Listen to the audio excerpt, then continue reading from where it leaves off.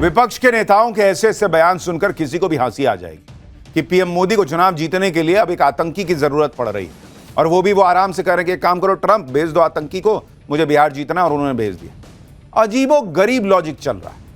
अभी हाल ही में पीएम मोदी के चेहरे पर बीजेपी दिल्ली चुनाव जीती, तो क्या किसी आतंकी को फांसी देकर जीती? क्या महाराष्ट्र में जीती, हरियाणा में जीती, लगातार तीसरी बार लोकसभा चुनाव जीती, क्या यह सब आतंकी को फांसी देकर जीती? क्या ये सब जानते हैं कि पीएम मोदी को चुनाव जीतने के लिए आतंकी का सहारा लेने की जरूरत नहीं है, काम पर वोट मिल जाता है।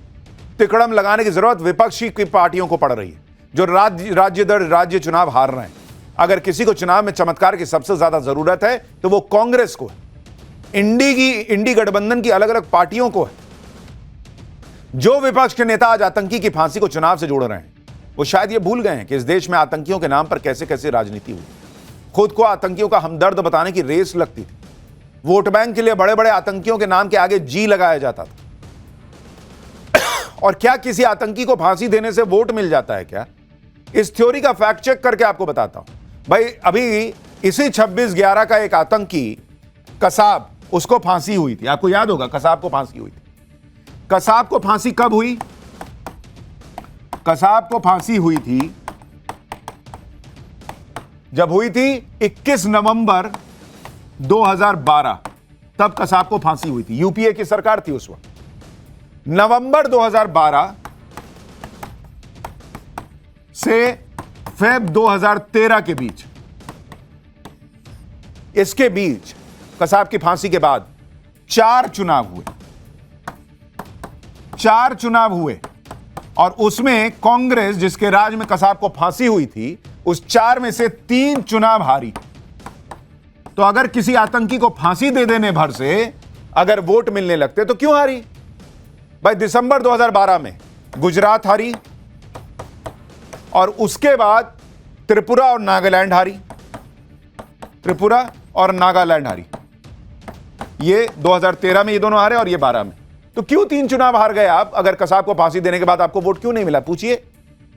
इंडी गठबंधन की कोशिश यही है कि तहव्वुर राणा के प्रत्यर्पण का क्रेडिट कहीं से मोदी को ना मिल जाए, और इसके लिए पूरा इकोसिस्टम सक्रिय हो गया है। कांग्रेस के नेता तो बयान दे ही रहे हैं, वो नेता भी बोल रहे हैं जो पहले कांग्रेस में थे, जैसे कपिल सिब्बल कह रहे हैं कि तहव्वुर राणा को भारत लाने की बुनियाद तो यूपीए सरकार ने रखी। सुनिए कपिल सिब्बल को। यूपीए सरकार को मुबारकबाद देना चाहता हूं तो उन्होंने प्रयास करके, डिप्लोमेटिकली प्रयास करके, एनआई की इन्वेस्टिगेशन टीम भेज के, अरेस्ट वारंट इशू करके, चार्जशीट फाइल करके आगे इसको बढ़ाया। और अपनी सरकार को मैं मुबारक देना चाहता हूं कि उनके भी जो एफर्ट्स हैं उनको सक्सेस मिली और आज तहव्वुर राणा यहां है। मतलब जिस राज्य में अभी नरेंद्र मोदी की सरकार में तहव्वुर राणा लाया गया, ट्रंप से बात हुई, उसके बाद यह सब हुआ, उन नरेंद्र मोदी को, उनकी सरकार को कोई क्रेडिट नहीं लेना चाहिए। लेकिन इनके समय में कुछ प्रयास भी हुआ था जिसका कोई रिजल्ट नहीं आया, वो क्रेडिट कांग्रेस को जरूर मिल जाना चाहिए। कांग्रेस के कुछ नेता तो तहव्वुर राणा पर सेंटिमेंटल भी होते दिख रहे हैं। पृथ्वीराज चव्हाण, जो महाराष्ट्र के मुख्यमंत्री रह चुके हैं, वो तहव्वुर राणा को इंसाफ का अधिकार देने की बात कर रहे हैं। पृथ्वीराज चव्हाण कह रहे हैं कि जैसे कसाब को वकील दिया गया था, वैसे ही राणा को भी वकील मिले और पूरे लीगल प्रोसेस के साथ उसे सजा दी जाए। भारत में कंगारू कोर्ट नहीं चलेगा। सुनिए पृथ्वीराज चव्हाण को। हमारी मांग है कि जिस तरह से अजमल कसाब के खिलाफ पूरे भारत के कानून के अंतर्गत जो पूरा मुकदमा चला है, कसाब को पूरा अपना बचाव करने का, अपने वकील देने का पूरा अधिकार था, उसने वकील दिए, उसको पूरा अपील करने का मौका मिला हाई कोर्ट में, फिर सुप्रीम कोर्ट में, उसके बाद उसको सजा हुई। तो इसी तरह से राणा का जब ट्रायल होगा, उसका जब मुकदमा चलेगा, तो इसी तरह से उसको पूरा कानूनी तरीके से अधिकार देकर उसको जो भी सजा हो उसको स्वीकार करना पड़ेगा। हमारे देश में कंगारू कोर्ट नहीं चलेगा। कांग्रेस के नेता का बयान सुनिए, ऐसा लग रहा कि कहीं तहव्वुर राणा निर्दोष ना हो, उसको गलत तरीके से फांसी वासी ना हो जाए। अरे भाई, सब प्रक्रिया से ही होगा। उसको अमेरिका में ऑलरेडी सजा हो चुकी है, दोषी है वो, आरोपी नहीं है। यह नैरेटिव सेट करने की कोशिश की जा रही है कि यूपीए सरकार मुंबई हमले के आरोपियों को सजा दिलाने में कितनी एक्टिव थी। लेकिन इसका एक और पहलू भी है। अगर कांग्रेस और यूपीए सरकार इतने ही गंभीर थे तो इस तरह की खबरें नहीं छपी होती। 2008 में मुंबई हमले के बाद एक खबर छपी थी जिसमें कहा गया था कि मुंबई अटैक के दौरान राहुल गांधी दिल्ली में पार्टी कर रहे थे। यह खबर एक प्रतिष्ठित अखबार में छपी थी। अब आप सोचिए कि कांग्रेस देश की सुरक्षा और आतंकवाद के मुद्दे पर कितनी गंभीर थी। कोई कन्हैया कुमार से पूछे, लाज आती है कि नहीं ऐसे रिपोर्ट्स देखकर। आप यह भी देखिए कि मुंबई अटैक के बाद भारत पर बहुत दबाव था कि वो पाकिस्तान को मुंहतोड़ जवाब दे। जनता की तरफ से प्रेशर बढ़ रहा था कि पाकिस्तान से बदला लिया जाए, लेकिन तत्कालीन प्रधानमंत्री मनमोहन सिंह ने ऐसा कुछ नहीं किया। मुंबई अटैक के एक साल बाद ही 2009 में काउंसिल फॉर फॉरेन रिलेशन के कार्यक्रम में शामिल होने के लिए मनमोहन सिंह वॉशिंगटन गए थे। वहां पर मनमोहन सिंह से यही सवाल किया गया था कि दबाव के बाद भी पाकिस्तान पर एक्शन नहीं लिया, क्या यह ठीक फैसला था? इस पर मनमोहन सिंह ने खुद कहा कि उन्होंने दबाव का सामना किया और पाकिस्तान पर एक्शन नहीं लिया और यह एकदम सही फैसला था। सुनिए तब के प्रधानमंत्री को। Well, let me say there was enormous pressure on me at that time. I resisted that pressure, and I think the decisions that I and our government took was unbalanced. यानी इस देश में एक ऐसा प्रधानमंत्री भी था जो ये मान रहा है कि 26/11 जैसे आतंकी हमले के बाद मेरे पे प्रेशर था, लेकिन मैंने कुछ नहीं किया। मैंने सही फैसला लिया कुछ नहीं करके। मुंबई हमले के वक्त यूपीए सरकार हर मोर्चे पर नाकाम रही थी। ना हमला रोक पाई, ना गुनहगारों को पकड़ पाई, पाकिस्तान को ना सबक सिखा पाई। और पीएम मोदी आतंकी तहव्वुर राणा को लेकर आए तो उस पर भी कांग्रेस के नेता क्रेडिट लूटने के लिए धक्का मार गए। हट, मुझे लेने दो क्रेडिट। आप देखिए कि विदेश से भारत के दुश्मनों को लाने में मनमोहन सिंह और नरेंद्र मोदी सरकार का ट्रैक रिकॉर्ड क्या कहता है। ये आंकड़े ही सारी कहानी बता देंगे। अगर आप देखेंगे कि प्रत्यर्पण को लेकर क्या ट्रैक रिकॉर्ड है, प्रत्यर्पण किसके समय में कितने प्रत्यर्पण हुए, 2008 से 2013 के बीच में कुल कितने प्रत्यर्पण हुए, 16। यह यूपीए की सरकार का बता रहा हूं।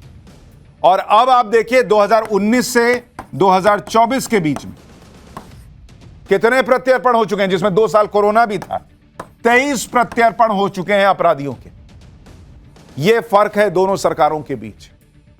तहव्वुर राणा की बात करते हुए विपक्ष के नेता यह भी पूछ रहे हैं कि विजय माल्या, नीरव मोदी, ललित मोदी और लॉरेंस बिश्नोई के गैंग से जुड़े गैंगस्टर को मोदी सरकार कब लाएगी। मैं आपको बताता हूं कि कौन कौन से बड़े अपराधी हैं जिनके प्रत्यर्पण की प्रक्रिया चल रही है। जैसे नीरव मोदी, विजय माल्या, इनके प्रत्यर्पण की अर्जी यूके को दी जा चुकी है। पिछले साल दिसंबर में ही G20 की मीटिंग के दौरान खुद पीएम मोदी ने यूके के पीएम से इन्हें जल्द से जल्द, यानी नीरव मोदी और विजय माल्या के प्रत्यर्पण के लिए कहा था। लॉरेंस बिश्नोई के भाई गैंगस्टर अनमोल बिश्नोई के प्रत्यर्पण की अर्जी अमेरिका को दी गई है। जहां तक खालिस्तानियों की बात है, भारत ने कनाडा से लखबीर सिंह लांडा और अर्शदीप सिंह जैसे खालिस्तानियों के प्रत्यर्पण की अर्जी भी लगा रखी है। अक्टूबर 2024 में ही MEA ने खुद बताया था कि भारत ने कुल 26 खालिस्तानियों की रिक्वेस्ट कनाडा को दी हुई है, लेकिन उसमें से केवल 5 पर कनाडा ने एक्शन लिया है। और यह भारत की रिक्वेस्ट करीब 1 दशक से पेंडिंग है, यानी ट्रूडो की शह न मिलती तो इन खालिस्तानियों का हिसाब भी हो चुका। यानी आपराधिक क्राइम से जुड़े भगोड़े हों या गैंगस्टर या आतंकी, नरेंद्र मोदी की सरकार भारत को नुकसान पहुंचाने वाले हर अपराधी को भारत लाने की कोशिश कर रही है। तहव्वुर राणा कोई अकेला व्यक्ति नहीं है जिसे प्रत्यर्पण करके दूसरे देश से यहां लाया गया है। पिछले कुछ सालों में मोदी सरकार कई वांटेड लोगों को पकड़कर लाई। जैसे साल 2020 में अंडरवर्ल्ड डॉन रवि पुजारी को साउथ अफ्रीका से गिरफ्तार किया गया, सेनेगल से उसे भारत लाया गया, वो 200 केसेस में वांटेड था। इसके अलावा साल 2015 में दाऊद इब्राहिम के करीबी छोटा राजन को इंडोनेशिया से लाया गया था। साल 2018 में ऑगस्टा वेस्टलैंड स्कैम में क्रिश्चियन मिशेल को UAE से लाया गया। ये वो बड़े नाम हैं जो मोदी सरकार के वक्त विदेश से लाए गए। तहव्वुर राणा पर राजनीति के चैप्टर के बाद आपको बताता हूं कि NIA की रिमांड में तहव्वुर राणा क्या क्या राज उगल सकता है या उगल रहा। सबसे पहले आपको कल रात की वो तस्वीरें जरूर देखनी चाहिए जब तहव्वुर राणा को दिल्ली के पटियाला हाउस कोर्ट लाया गया। तहव्वुर राणा को भारी सुरक्षा के बीच कोर्ट में पेश किया गया। काफिले में बख्तरबंद गाड़ियां थी, दिल्ली पुलिस की special weapons and tactics team थी और इस काफिले में पुलिस की वैन थी। माना जा रहा है कि एक सामान्य कैदी के तौर पर तहव्वुर राणा को इसी वैन में लाया गया। कल रात को करीब 2 बजे पटियाला हाउस कोर्ट ने तहव्वुर राणा को 18 दिन की पुलिस कस्टडी में भेज दिया। एनआईए ने कोर्ट को बताया कि मुंबई हमले से जुड़ी बड़ी साजिश का सच सामने लाने के लिए राणा से पूछताछ की जाएगी, इसलिए एनआईए को राणा की कस्टडी सौंप दी गई। तहव्वुर राणा अब अगले 18 दिन तक एनआईए के रिमांड में रहेगा। तहव्वुर राणा से क्या क्या सवाल होंगे इसकी भी लिस्ट तैयार है। जैसे 26 नवंबर 2008 के दौरान तुम्हारी लोकेशन क्या थी, 8 नवंबर 2008 से 21 नवंबर 2008 के दौरान तहव्वुर राणा तुम इंडिया क्यों आए थे, भारत में रहने के दौरान तुम किस किस से कहां कहां मिले। यह बहुत इंपॉर्टेंट सवाल है क्योंकि भारत में भी इसके कौन कौन साथी हैं वो पता चलेगा। डेविड कोलमैन हेडली को कब से जानते हो, उसको फेक वीजा देकर भारत में क्यों भेजा था। लश्कर तैयबा के चीफ हाफिज सईद को कैसे जानते हो और हाफिज से तुम्हारी पहली बार मुलाकात कब और कहां हुई थी। तुमने लश्कर तैयबा की मदद कैसे की थी, मदद करने के बदले में लश्कर ने तुम्हें क्या दिया। पाकिस्तानी आर्मी और आईएसआई तुम लोगों की मदद कैसे करती है। टारगेट पर हमले की इंस्ट्रक्शन क्या तुम्हें आईएसआई देती है। आईएसआई की प्लानिंग क्या थी, जिन जगहों पर हमले हुए वो ही टारगेट थे या भारत के कुछ और निशान टारगेट भी थे जिनको तुम पूरा नहीं कर पाए। हमलों में आईएसआई की तरफ से सिर्फ मेजर इकबाल और समीर अली शामिल थे या कुछ और बड़े अधिकारी भी शामिल थे। आतंक फैलाने की प्लानिंग को फाइनेंस कौन करता है। क्या आईएसआई के अलावा पाकिस्तान सरकार को भी आतंकी हमलों की जानकारी थी। यानी तहव्वुर राणा जैसे जैसे जवाब देगा, भारत में उसके साथी, आईएसआई के साथी, पाकिस्तान के साथी एक्सपोज होंगे और पाकिस्तान दुनिया के सामने एक्सपोज होगा। तहव्वुर राणा से पहली दौर की पूछताछ शुरू हो चुकी है। खबर है कि एनआईए जांच के दौरान तहव्वुर राणा को मुंबई ले जा सकती है। उसे उन जगहों पर भी ले जाया जा सकता है जहां वो साल 2008 में हमले से ठीक पहले गया था। तहव्वुर राणा से किस तरह पूछताछ हो रही है, उसके एनआईए हेडक्वार्टर में कैसे उसे रखा गया है, इसकी डिटेल भी आपको बताता हूं। खबरों के मुताबिक दिल्ली में एनआईए हेडक्वार्टर में ग्राउंड फ्लोर पर राणा को रखा गया है। उसे 14 बाई 14 के स्पेशल सेल में रखा गया है। सेल में सीसीटीवी लगा हुआ है, बेड है, टॉयलेट है। तहव्वुर राणा से आज सुबह 10 बजे पूछताछ शुरू हुई। एनआईए के इंटरोगेशन रूम में भी सीसीटीवी कैमरा लगा हुआ है। एनआईए हर दिन तहव्वुर राणा से पूछताछ करेगी। वो जो भी बताएगा उसका स्टेटमेंट रिकॉर्ड होगा। वो कस्टडी के दौरान नुकसान न पहुंचाए खुद को, इसका भी खास ध्यान रखा जा रहा है। तहव्वुर राणा जैसे आतंकी को अमेरिका से भारत लाना आसान नहीं था। इसमें कई खतरे थे क्योंकि तहव्वुर राणा वो आतंकी है जो पाकिस्तान के सारे राज खोल सकता है, इसलिए उसकी जान को बड़ा खतरा था। तहव्वुर राणा को सुरक्षित अमेरिका से लाने के लिए top secret mission operation Rana चलाया गया। राणा को अमेरिका से लाने के लिए स्पेशल टीम भेजी गई। इस टीम में एनआईए के अधिकारी और एनएसजी कमांडोज थे। राणा को एक स्पेशल एयरक्राफ्ट में लाया गया। दावा किया जा रहा है कि उसे सुरक्षित लाने के लिए पूरे रास्ते एनआईए के अधिकारी उसका हाथ पकड़कर बैठे हुए थे ताकि वो खुद को कोई चोट ना पहुंचा सके। फ्लाइट के दौरान सुरक्षा एजेंसियां पूरे ऑपरेशन की रियल टाइम मॉनिटरिंग कर रही थी। जब उसे दिल्ली लाया गया तो यहां भी सिक्योरिटी से जुड़े लोगों को फोन किए गए ताकि किसी की तरह की कोई जानकारी, उन जो सिक्योरिटी के लोग थे उनसे फोन ले लिए गए ताकि किसी को कोई जानकारी लीक ना हो सके। मीडिया से दूरी बनाने के लिए उसे एयरपोर्ट से दूसरे गेट से नॉन ट्रांसपेरेंट जेल वैन से ले जाया गया। यानी कुल मिलाकर जब तक तहव्वुर राणा एनआईए हेडक्वार्टर नहीं पहुंच गया तब तक देश की सुरक्षा एजेंसियों ने चैन की सांस नहीं ली। अब एनआईए की कस्टडी में तहव्वुर राणा अपनी जुबान खोलेगा तो बड़े खुलासे होंगे। लेकिन अब अमेरिका के न्याय विभाग ने एक खुलासा किया है जिसके मुताबिक तहव्वुर राणा ने मुंबई अटैक के दौरान मारे गए लश्कर आतंकवादियों की तारीफ की थी। तहव्वुर राणा ने डेविड हेडली से कहा था कि भारत के लोगों के साथ तो ऐसा ही होना चाहिए। राणा ने कहा था कि मारे गए आतंकियों को पाकिस्तान का सर्वोच्च सम्मान निशाने हैदर दिया जाना चाहिए।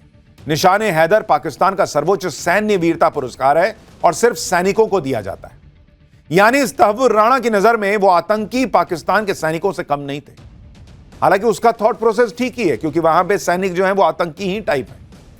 लेकिन आप उसकी सोच देखिए, उसको लगता था कि भारत में लोगों को तो मर ही जाना चाहिए, ठीक हो रहा है।